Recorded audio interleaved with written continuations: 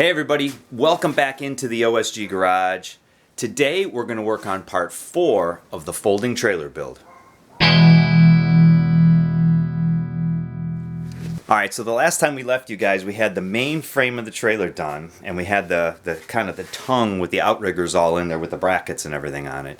And since then, we've made a little bit of progress. First thing is first, we got a bunch of diamond plate, 5-foot wide diamond plate, that we can mount onto the top. And you also notice we also have the suspension mounted. You can see the timbering is kind of in place here. We've got to make some brackets for them, but for the most part the suspension pieces are in place. Now I'll catch up a little later and show you how I positioned them and mounted them up and got them all squared up. But for the diamond plate, I wanted to have a lighter top. I was kind of thinking, do I go thicker with the diamond plate? Do I go to an expanded metal top? And I ended up going with 1/8 diamond plate. And with the 1/8 diamond plate, you can't have too big of a span between the supports. So I wanted to have supports pretty much split this into 4 sections here. So it works out pretty good. And what I did was I took some of my 1.5 inch tubing. I had a bunch of it left over, 1/8 wall, and I used the Metal Demon blade, and I sliced it right down the center, and I basically made U-channel, and I welded them in here in the center to give it the support it needed so it wouldn't sag in the middle when it was underweight. And it came out just perfect. So we did this to the main part of the frame here as well as the folding part of the frame. Additionally, we were able to weld on, these are the clips for tie downs and whatnot, and I also capped off the end of these things so I don't have any open tubes. So I got one of these here on each side of the outriggers. Those are the main tie downs for when you strap the bikes down to it. Now I've got about 8 others of them, and I'm going to put them at various parts on the frame so we can use it to tie down for when we're hauling any other type of stuff. So when I got the diamond plate, I was able to source a 5-foot wide sheet by 8 feet, and they even cut me a 5-foot section by 5-foot section, which is what you see here. And then I had the piece that was left over there. Now I did have to do some trimming on it, and in order to do the trimming, I basically took my circular saw with a Diablo aluminum blade and laid everything out and cut it up, and it does get a little sticky still, even with this blade that was meant for this. So what I ended up doing was spraying a little bit of WD-40 on it, and intended to help that out. Now, one thing you do see on these blades is they gum up a little bit with extra aluminum here, and you're supposed to go in there and pop that stuff off and clean it up, because otherwise it just ends up just melting and making a big gummy mess when you go to cut the diamond plate. So once the diamond plate was done, we figured out, we laid the diamond plate down, and we figured out what we were going to use for fasteners. So I'm going to use these stainless 1/4-20 button head Allen screws. It'll be pretty good because they're low profile. Since the heads are rounded, they won't get in the way. And what we're basically going to do is lay the diamond plate down, and we've drilled holes through both the diamond plate and the frame with the tap size drill, a number 7 drill for the 1/4-20 tap. So once we got a few holes in there, we picked the diamond plate up, tapped all the holes in the frame, and then came over to the holes here in the diamond plate and just followed up with a clearance drill, a 32nd over 1/4 clearance drill for the screw to go through. So basically, we're drilling everything in place so that the holes in the diamond plate and the holes in the frame line up. We don't have to be very accurate with the layout. We just have to make sure we put the diamond plate on the same time every time. It won't turn 90 degrees or 180 degrees. The holes will be a little bit off. But by drilling the holes in assembly, it makes it line up pretty much perfectly every time. Now I only put a few screws around the outside right now because I wanted to get the plate down so we could mock up the suspension with some clamps and the tires, everything together, put it up to a car, and figure out that I've got the right tongue weight, that I got the axles in the right spot. So according to my plans, I needed the axles 12 inches from the back of the fold where the center line of the fold was. So I took some big C-clamps, clamped everything in place. So I took some big C-clamps, clamped the flanges here in place, put the diamond plate down, mocked everything up, put it on a car, and measured the tongue weight. Now, this trailer was going to weigh about 430 to 450 pounds. Typically, you want the tongue weight to be 10 to 15% of the weight of the trailer, 50 pounds. And I was right there, right about 50 pounds for the unloaded trailer. So it was perfect where I had the axles.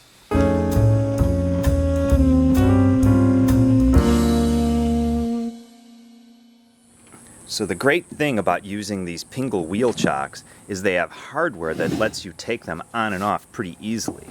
So there's two little bushings, two little mounting plates here, where this gets pushed into, you slide it back, and then you put another screw right through here through another threaded hole, and it locks everything down to the deck.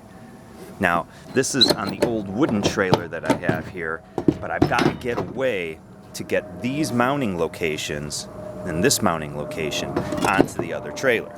I can't just mount all that to the diamond plate because it's not going to be strong enough. So we're going to put some cross members in here. We're going to weld a cross member in right about here. So after the diamond plate is mounted, I have a receiving location to put the screws through to mount for these two features here, and then another one running this way from here to here to span this to mount for the screw there, which I'll drill through and put a nut and weld a nut into the underside of it. So when we mocked up the trailer, we want the front of this thing to be about 5 inches from the front. So that's the reference I'll use, and that means that this piece here gonna be right about there. All right, so I'm gonna cut these things up and weld them and mount these things in.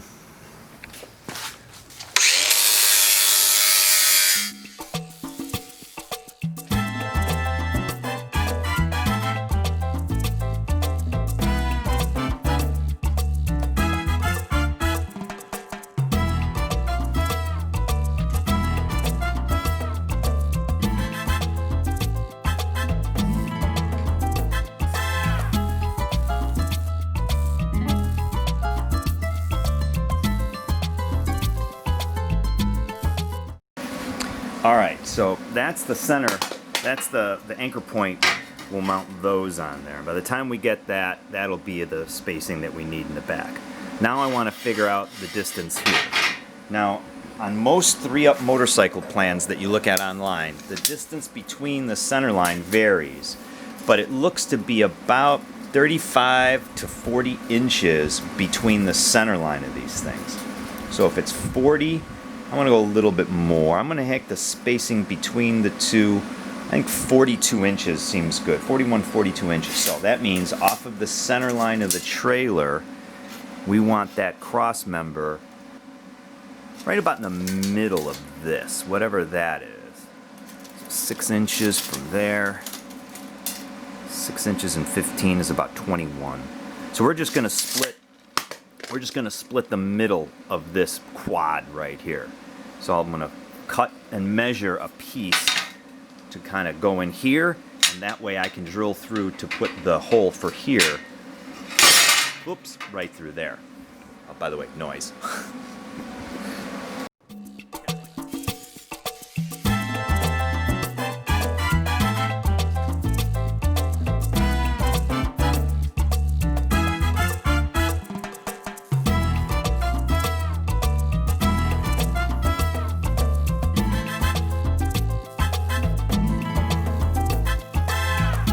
There was a little bit of a gap in there. I made it a little too big, so I had to do a little bit of a weave to bridge it.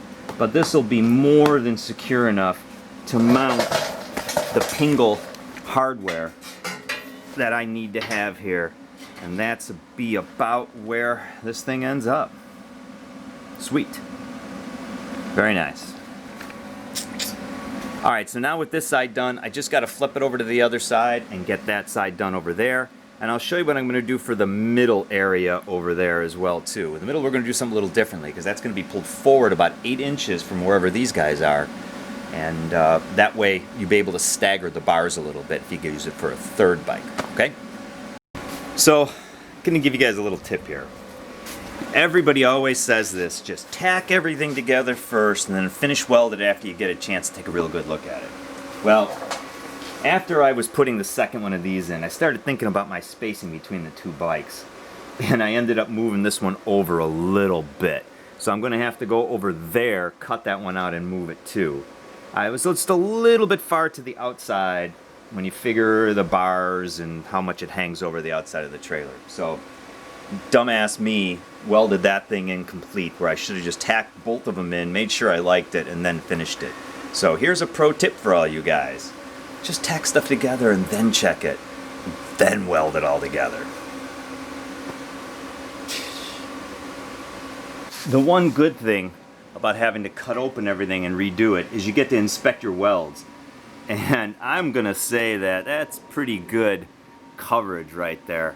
Got some good welding penetration. Pretty happy with the way that came out. So that's at least one benefit of having to redo something. You get to check it out. All right, those are both tacked in, and they're about 40 inches on center to center. 40 inches. Just about right there. So that's where they're going to go. And that's how far back they're going to end up being too from the front. So now that they're tacked in, and I basically like the position of both of them final, I'll go ahead and finish weld them. Wish I would have done that before. Alright, with everything all welded up now, we're going to grind down our welds so our diamond plate can sit flat. And then I think what I'm going to do is mount all of these things up, get all the holes drilled for all the mounting hardware, and I'm probably just going to tap into this. That's all I'm going to do here. I'm going to get everything all mounted up here before I put the diamond plate on, and then I can spot the holes back from the backside in the diamond plate to clear it. I think that's going to be a little bit easier thing to do.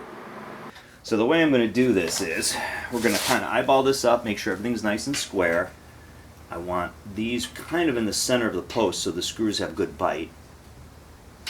And this ends up on here. Let's move this over just a tad.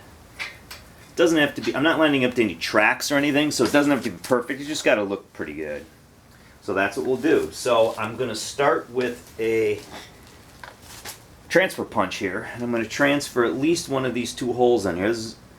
Get one drilled, and then once I have one drilled, I'll put a screw in it to locate it, to hold it, and then drill the other one.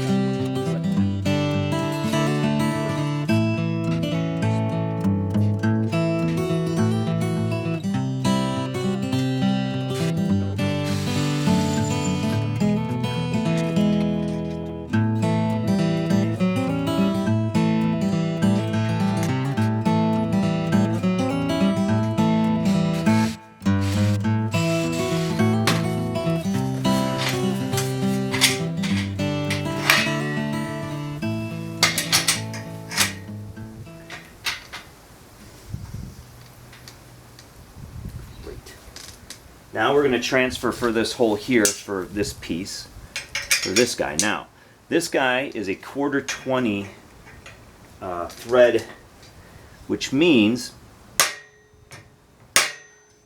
we got to use a number 7 drill to start the thread.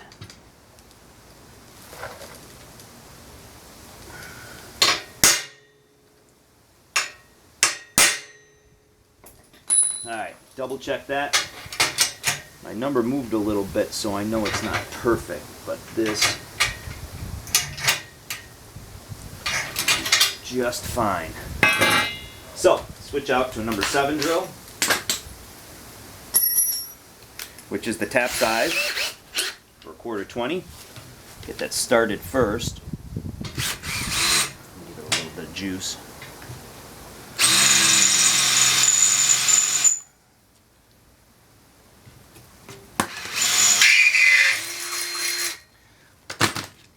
Alright. Just going to go ahead and give it a quick little chamfer, break the corners. I don't want to chamfer it too deep here because I'm only going through an 1/8 inch of wall stock here. And technically it's a little thin for a 1/4 to have a full thread tapped into there.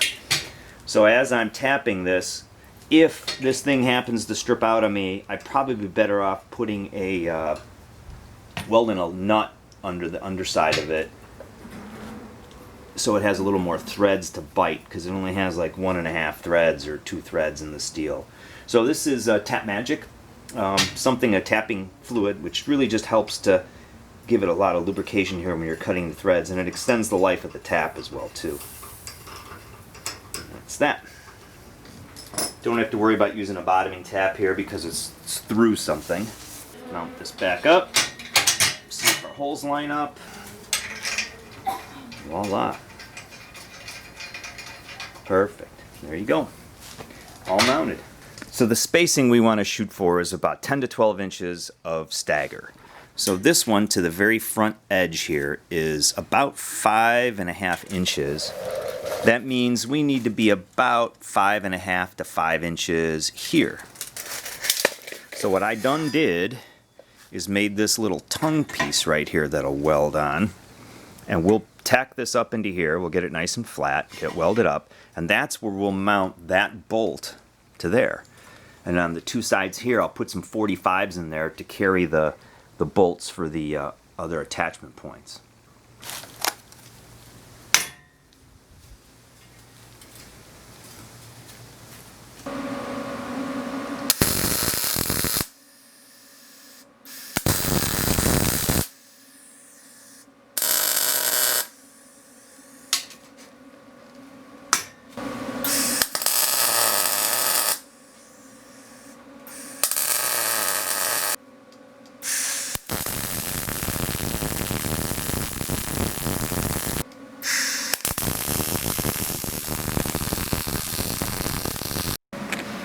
Alright, so we tacked on a bunch of stuff here. Let's see how this all will fit. This thing's going to be right about in the middle there. Those guys land about there, which is good because, oops, keep dropping stuff, because these things will slot in here like that.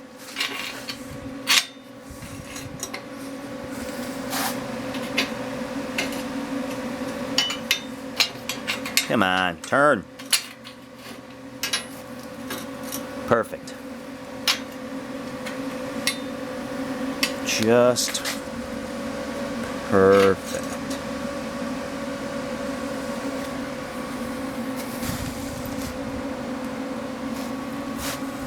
And this is for the extra little bit of diamond plate that I'm going to put over it. And I've realized that my diamond plate comes all the way to this edge. So I needed a tab for this piece so it doesn't flop down. This little bit of span right there won't be a problem. Alright, I'm going to weld all this up, drill it all in just like I did the other ones, and we are done with the mounting holes for the wheel chocks.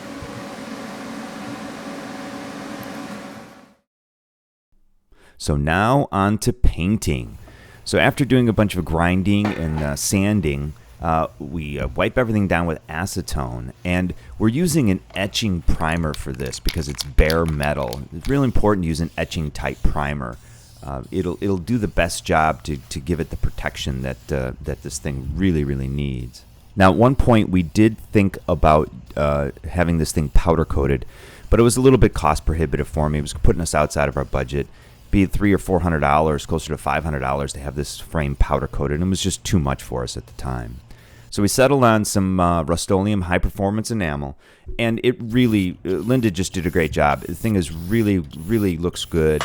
It's well protected, and that was the 2 main things I wanted for this, to protect it from rust and just, you know, and have a decent look to it. All right, everybody, so we got the painting done. And before I flip this thing back over and take you through the suspension, I wanted to show you a little bit about these connectors here. So basically, I took these pins with these loops on them, and this is how we'll attach the whole frame. And these pieces will come on and off. Some of these are a little tighter than others, but they all kind of push through.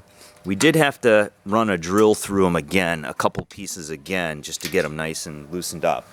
But I'm pretty happy with the way that everything went together. The paint, tightened everything up a little bit, as you can imagine. So that's how we'll attach everything, and that piece will come on and off. So when we go to store it, it'll end up fitting under the place where we have to go. But it looks pretty good with the paint. So I'm going to flip the thing over now, and I'm going to show you how I'm going to mount up the suspension and make it right. Well, not so fast. So in putting this video together, I was realizing I was well over 20 minutes, and I'd probably be closer to half an hour if I did the suspension. So we're going to save that for the final part, along with the wiring and some wrap-up on it. So thanks for watching. This is going to be it for the OSG Garage for today. Remember to hit subscribe if you're not already, and hit like down below. And check us out on Instagram at OSG_garage. That's it for now. We'll see you on the final, hopefully, part 5. Bye-bye.